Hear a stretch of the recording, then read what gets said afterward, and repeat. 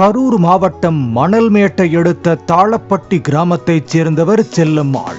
குடும்ப சூழ்நிலை காரணமாக இவர் தனது 2 வயதிலேயே அந்தமானுக்கு இடம்பெயர்ந்துள்ளார். செல்லம்மாள் பள்ளிக்கு செல்லாமல் தனது தாய் தந்தைக்கு உதவியாக விவசாயம் செய்து வந்துள்ளார். பள்ளிக்கு சென்றவர்களிடம் இருந்து இரவு நேரங்களில் தமிழ் எழுத படிக்க கற்றுக்கொண்டுள்ளார். பின்னர் காமாட்சி என்பவர் கரூரில் இருந்து அந்தமானுக்கு பிழைப்பதற்காக குடும்பத்தோடு வந்துள்ளார். செல்லம்மாள் காமாட்சி என்பவரை திருமணம் செய்து கொண்டுள்ளார். இருவரும் இணைந்து இயற்கை விவசாயம் செய்து வந்துள்ளனர். 30 ஆண்டுகளுக்கு முன்பாக காமாட்சி இறந்துவிட்டாலும் 10 ஏக்கர் நிலத்தில் செல்லம்மாள் இயற்கை முறையில் விவசாயம் செய்து வந்துள்ளார். ஆரம்பத்தில் காய்கறிகள் பயிரிட்டு வந்த நிலையில் அந்தமானில் உள்ள மத்திய மாநில விவசாயத்துறை சார்ந்த அதிகாரிகளின் ஆலோசனையின்படி தென்னை, பாக்கு மரங்களை நட்டு வளர்த்து வந்துள்ளார்.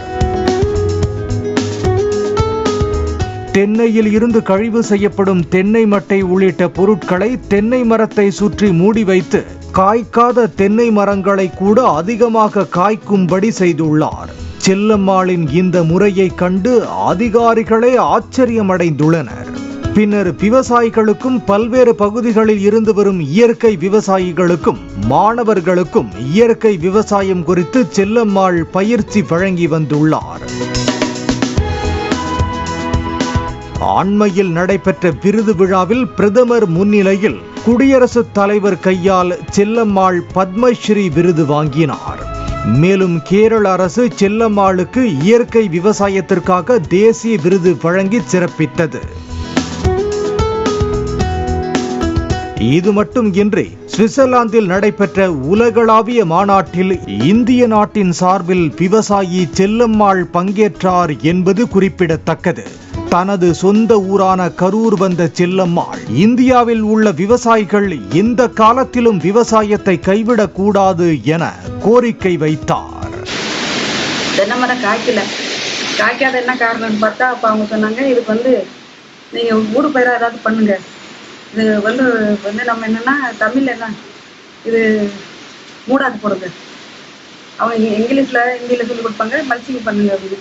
அவங்க மூடாது போட்டு இந்த வேஸ்ட்டாக போடுற உரங்கள், இலை, பத்தி, தேங்காய் மட்டை இது எல்லாம் நாங்கள் வெளியே எரிக்காமல் எங்கேயும் அனுப்பாமல் சுற்றி மரத்தில் போட்டு அதை போடும்போது அது ரொம்ப உரமாயிடுச்சு.